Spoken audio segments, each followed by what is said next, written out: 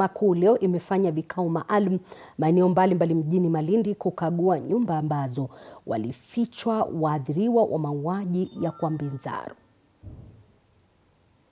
Kulingana na upande wa mashtaka, hatua hiyo ya kuzuru maeneo mbalimbali inalenga kutoa fursa kwa jaji pamoja na mahakimu wanaosikiliza kesi hiyo ya mauaji ili kujionea hali halisi ya maeneo ambapo waathiriwa walihifadhiwa kabla kusafirishwa hadi msitu wa Binzaro. Kwenye vikao hivyo, wamiliki wa vyumba ambavyo waathiriwa walikuwa wakifichwa wamepewa nafasi kueleza mahakama jinsi washukiwa walivyowashawishi na kuleta wenzao kutoka maeneo mengine. Mashahidi walioletwa na upande wa mashtaka wametambua vyumba hivyo pamoja na wamiliki wa vyumba hivyo wakieleza masaibu waliopitia wakati wakiishi maeneo hayo.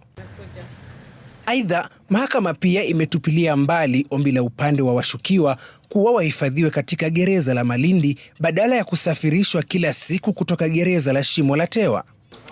Vile vile, maafisa wa mahakama kuu ya mjini Malindi wanatarajiwa kuzuru msitu wa Binzaro siku ya Jumatano kutafuta ushahidi zaidi.